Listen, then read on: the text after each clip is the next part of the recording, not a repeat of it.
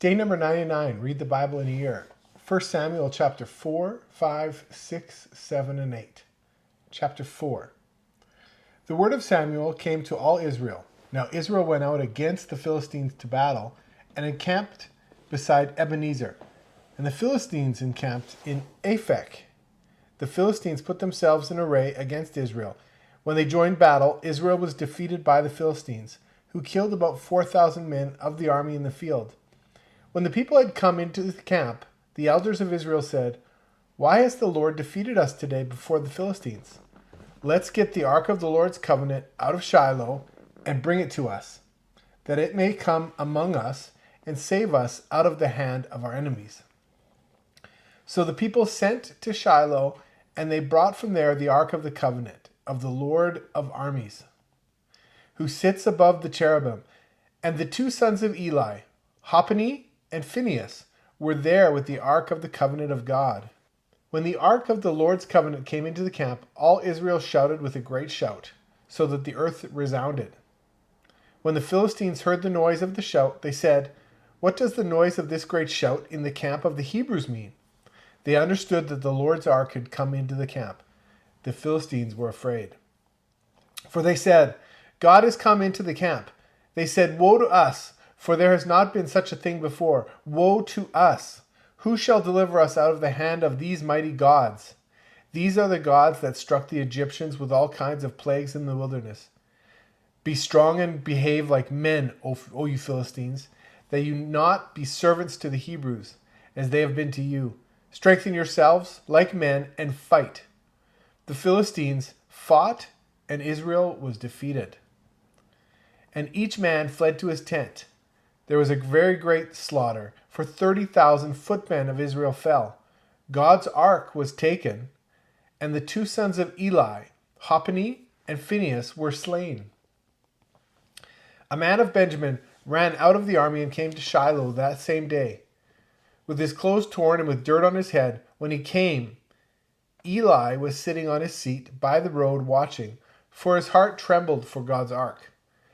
When the man came into the city and told about it, all the city cried out. And when Eli heard the noise of the crying, he said, "What does the noise of this tumult mean?"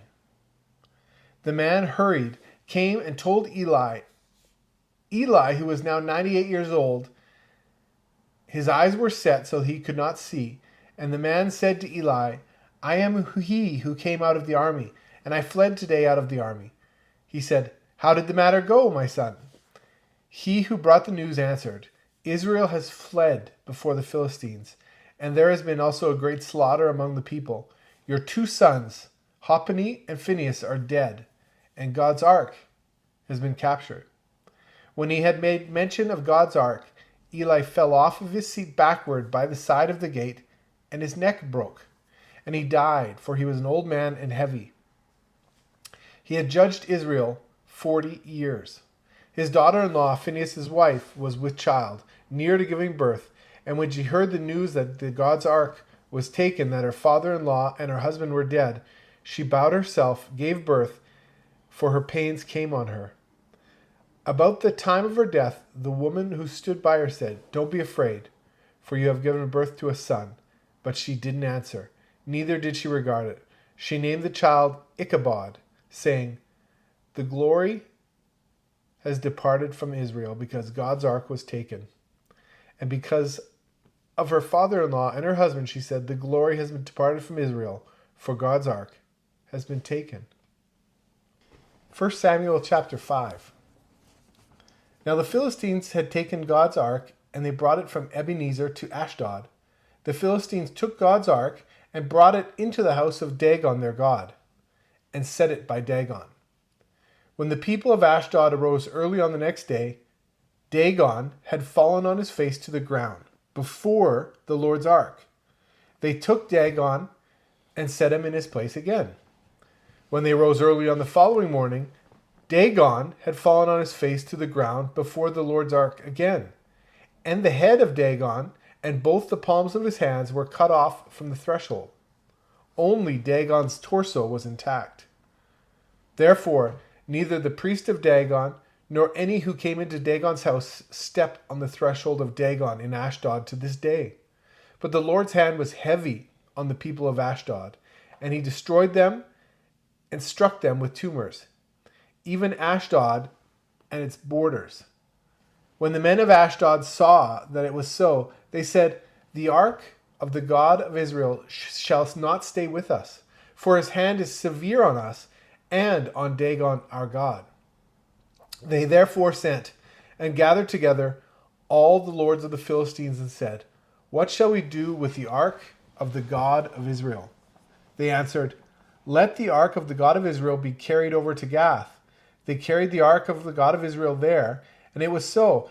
And after that they carried it there. The Lord's hand was against that city with a very great confusion. And he struck the men of the city, both great and small, so tumors broke out on them. So they sent God's ark to Ekron. As God's ark came to Ekron, the Ekronites cried out, saying, "They have brought the ark of the God of Israel here to kill us and our people." They sent and gathered all together all the lords of the Philistines and said, "Send the ark of God of Israel away, and let it go again to its own place, that it not kill us and our people." For there was a deadly panic throughout all the city. The hand of God was heavy on them. The men who didn't die were struck with the tumors, and the cry of the city went up to heaven. 1 Samuel 6. The Lord's ark was in the country of the Philistines for 7 months. The Philistines called for the priests and for the diviners, saying, "What shall we do with the Lord's ark? Show us how we should send it to its place." They said, "If you send away the ark of the God of Israel, don't send it empty, but by all means return a trespass offering to him. Then you will be healed, and it will be known to you why his hand is not removed from you." Then they said, "What should the trespass offering be which we shall return to him?" And they said, 5 golden tumors and 5 golden mice, for the number of the lords of the Philistines, for 1 plague was on you all and on your lords. Therefore, you shall make images of your tumors and images of your mice that mar the land, and you shall give glory to the God of Israel. Perhaps he will release his hand from you, from your gods, and from your land. Why then do you harden your hearts as the Egyptians and Pharaoh hardened their hearts? When he had worked wonderfully amongst them, didn't they let the people go? And they departed? Now take and prepare yourselves a new cart and 2 milk cows on which there has never been a yoke, and tie the cows to the cart and bring their calves home from them. And take the Lord's ark and lay it on the cart. Put the jewels of gold which you return him for a trespass offering in a box by its side, and send it away that it may go. If it goes up by the way of its own border to Beth Shemesh, then he has done us this great evil. But if not, then we shall know that it is not his hand that struck us. It was a chance that happened to us. The men did so, and took 2 milk cows and tied them to the cart, and shut up their calves at home. They put the Lord's ark on the cart, and the box with the golden mice and the images of their tumors. The cows took the straight way by the way to Beth Shemesh. They went along the highway, lowing as they went, and didn't turn away to the right hand or to the left. And the lords of the Philistines went after them to the border of Beth Shemesh. The people of Beth Shemesh were reaping their wheat harvest in the valley. They lifted up their eyes and saw the ark and rejoiced to see it. The cart came into the field of Joshua of Beth Shemesh and stood there, where there was a great stone. Then they split the wood of the cart and offered up the cows for a burnt offering to the Lord. The Levites took down the Lord's ark and the box that was with it, in which the jewels of gold were, and put them on the great stone. And the men of Beth Shemesh offered burnt offerings and sacrifices the same day to the Lord. When the 5 lords of the Philistines had seen it, they returned to Ekron the same day. These are the golden tumors which the Philistines returned for a trespass offering to the Lord. For Ashdod 1, for Gaza 1, for Ashkelon 1, for Gath 1, for Ekron 1, and the golden mice, according to the number of all the cities of the Philistines belonging to the 5 lords, both of fortified cities and of country villages, even to the great stone on which they set down the Lord's ark. That stone remains to this day in the field of Joshua of Beth-shemesh. He struck of the men of Beth-shemesh because they had looked into the Lord's ark. He struck 50,070 of the men. Then the people mourned because the Lord had struck the people with a great slaughter. The men of Beth-shemesh said, "Who is able to stand before the Lord, this holy God? To whom shall he go up from us?" They sent messengers to the inhabitants of Kiriath-jearim, saying, "The Philistines have brought back the Lord's ark. Come down and bring it up to yourselves." 1 Samuel chapter 7. The men of Kiriath-jearim came and took the Lord's ark and brought it into Abinadab's house on the hill, and consecrate Eleazar, his son, to keep the Lord's ark. From the day that the ark stayed in Kiriath-jearim, the time was long. It was 20 years, and all the house of Israel lamented after the Lord. Samuel spoke to all the house of Israel, saying, "If you are returning to the Lord with all your heart, then put away your foreign gods, the Ashtoreth, from among you, and direct your hearts to the Lord, and serve him only. He will deliver you out of the hands of the Philistines." Then the children of Israel removed the Baals and the Ashtaroth, and served the Lord only. Samuel said, "Gather all Israel to Mizpah, and I will pray to the Lord for you." They gathered together to Mizpah, and drew water, and poured it out before the Lord, and fasted on that day, and said there, "We have sinned against the Lord." Samuel judged the children of Israel in Mizpah. When the Philistines heard that the children of Israel were gathered together at Mizpah, the lords of the Philistines went up against Israel. When the children of Israel heard it, they were afraid of the Philistines. The children of Israel said to Samuel, "Don't stop crying to the Lord our God for us, that he will save us out of the hand of the Philistines." Samuel took a suckling lamb and offered it for a whole burnt offering to the Lord. Samuel cried to the Lord for Israel, and the Lord answered him. As Samuel was offering up the burnt offering, the Philistines came near to battle against Israel, but the Lord thundered with a great thunder on that day on the Philistines and confused them, and they were struck down before Israel.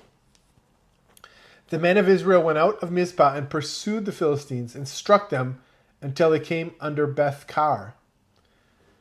Then Samuel took a stone, set it between Mizpah and Shen, and called its name Ebenezer, saying, "The Lord helped us until now." So the Philistines were subdued, and they stopped coming within the border of Israel. The Lord's hand was against the Philistines all the days of Samuel. The cities which the Philistines had taken from Israel were restored to Israel, from Ekron even to Gath, and Israel recovered its border out of the hand of the Philistines. There was a peace between Israel and the Amorites. Samuel judged Israel all the days of his life. He went from year to year in a circuit to Bethel, Gilgal, and Mizpah, and he judged Israel in all those places. His return was to Ramah, for his house was there, and he judged Israel there, and he built an altar to the Lord there. 1 Samuel 8. When Samuel was old, he made his sons judges over Israel. Now the name of his firstborn was Joel, and the name of his second, Abijah. They were judges in Beersheba. His sons didn't walk in his ways, but turned away after dishonest gain, took bribes, and perverted justice. Then all the elders of Israel gathered themselves together and came to Samuel to Ramah. They said to him, "You are old, and your sons don't walk in your ways. Now make us a king to judge us like all the other nations." But the thing displeased Samuel when they said, "Give us a king to judge us." Samuel prayed to the Lord, and the Lord said to Samuel, "Listen to the voice of the people in all that they tell you, for they have not rejected you, but they have rejected me as the king over them, according to all the works which they have done since the day that I brought them out of Egypt, even to this day, and that they have forsaken me and served other gods. So they also do to you. Now listen to their voice. However, you shall protest solemnly to them and shall show them the way of the king who will reign over them. Samuel told all the Lord's words to the people who asked him for a king. He said, "This will be the way of the king who shall reign over you. He will take your sons and appoint them as his servants, for his chariots, and to be his horsemen. And they will run before his chariots. He will appoint them to him to be captains of thousands and captains of fifties. And he will assign some to plow his ground and to reap his harvest, and to make his instruments of war and the instruments of his chariots. He will take your daughters to be perfumers, to be cooks, and to be bakers. He will take your fields, your vineyards, and your olive groves, even your best, and give them to his servants. He will take 1/10 of your seed and of your vineyards, and give it to his officers and to his servants. He will take your male servants, your female servants, and your best young men, and your donkeys, and assign them to his own work. He will take 1/10 of your flocks, and you will be his servants. You will cry out in that day because of your king, whom you will have chosen for yourselves. And the Lord will not answer you in that day." But the people refused to listen to the voice of Samuel, and they said, "No, but we will have a king over us, so that we will be like all the other nations. And so our king can judge us and go out before us and fight our battles." Samuel heard all the words of the people, and he rehearsed them in the ears of the Lord. The Lord said to Samuel, "Listen to their voice and make them a king." Samuel said to the men of Israel, "Everyone, go to your own city."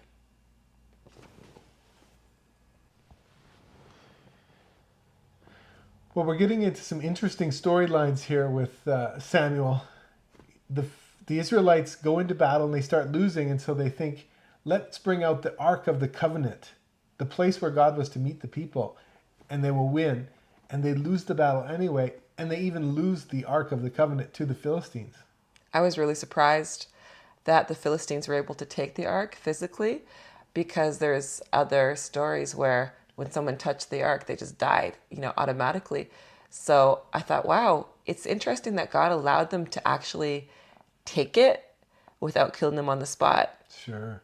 Then we see that he had a bigger plan that was much worse, because it wasn't just the people who touched the ark, but there was tumors that were going all over. Every time the ark went into a city, people would get these tumors. Yeah, I think to take away something about God's character is God was reminding the Israelites it's not symbols of him that were going to win the battle, but it was him and his spirit that moves in this world.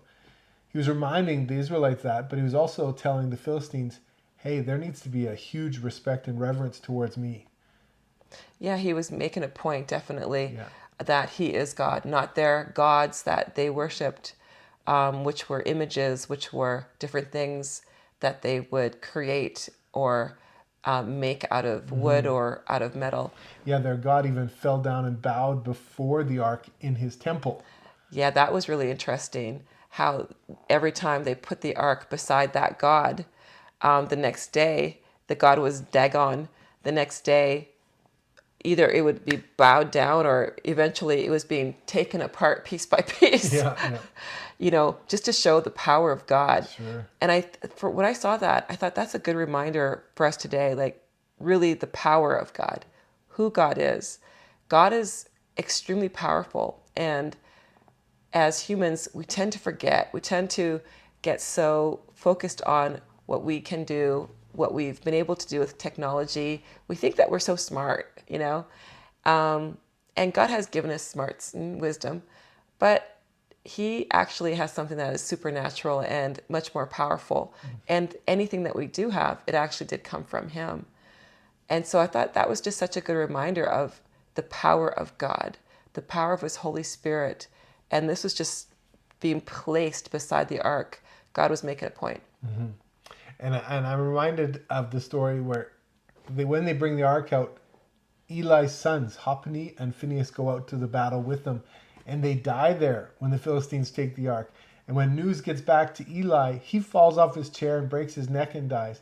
All these signs were prophesied by Samuel and fulfilled by God.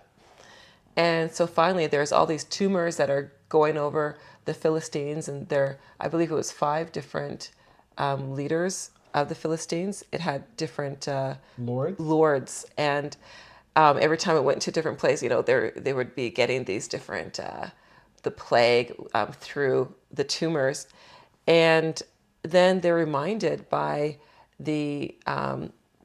some priests and some diviners. They went and asked them, what should we do? And they said, you know what?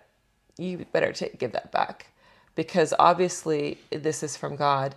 And, also send a gift, send an offering to say, sorry, take it. And then they, also just put it on a cart. And if the cart went back to the Israelites, then they knew that it was from God. And if not, then they said, then it's just by chance. It doesn't have to do with this ark. Mm-hmm. Mm-hmm. And then the sad thing is the ark does come back. People are happy, but it says 50,000 people, and 50,070 people died because they treated the ark with disrespect. They looked at it when they weren't supposed to. Yeah, it says they actually looked inside the ark. And so it just shows how far they had come from remembering the commands of God and what God had asked when it came to the ark. It was supposed to be something that was sacred, something to be honored, something to be very carefully taken care of. And there were specific rules with the ark. And for sure, they didn't have the right to look into the ark. They didn't have the right to be really within a certain distance of the ark. Only the priests had that right to even be near the ark. And so they weren't able to touch it for sure. So that means they looked inside the ark. I mean, wasn't there a lid? That means they lifted the lid up off of the ark. Yeah, I know. I mean, that's just crazy. Mm-hmm. Yeah, it's and this, we get a kind of a turn in the story here, and the Philistines attack them again, and we see God's power and spirit. He thunders across the skies, and the Philistines start running, and the Israelites they strike them down. God was still moving in the Israelites' lives, and what do? They ask for a king, and I think, wow, they're not seeing God here in this story. They're again, and God said, hey, they're not rejecting you, they're rejecting me. I mean, he took it personally. And he said, knowing the heart of mankind, even if somebody, wanted to do well, he said, you know what, the people, they're people. These are human beings. That means eventually the human nature is going to come out. Your kings, they're going to make you run in front of their chariots that they make you make.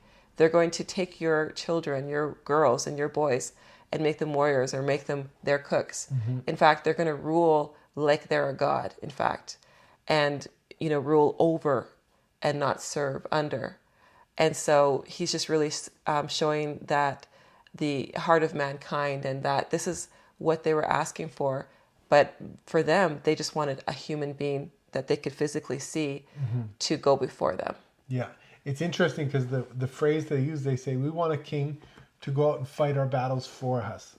They want someone to take the responsibility for their lives, as opposed to trusting in God, who is far greater than we can imagine. And also they said they wanted to be like the other nations. Yeah. They said the other nations around us, they have kings. And so, give us the same thing. And I think that it's just such a dangerous thing for us in the Christian world when we look around us and we want to do or be like the world around us. Well, they're doing that. Therefore, basically it's a compromise. When we start to compromise little by little, the effects long-term could be detrimental. Sure. God called his people to be set apart, to be different from the world, and they wanted to be like the nations around them. Yeah. And, here there is Samuel that was there to help the people, and Samuel warned them, but it says the people, they refused to listen to Samuel's warning. So we see that there's kind of a hardening of a heart that has begun in the people of Israel. Mm-hmm. And we're going to see what's the result. God is basically letting them, okay, this is what you asked for. this is what I'm going to give you. But you're going to see you might not like eventually what you've asked for. True. Well, I look forward to seeing that. Yeah. See you again next day.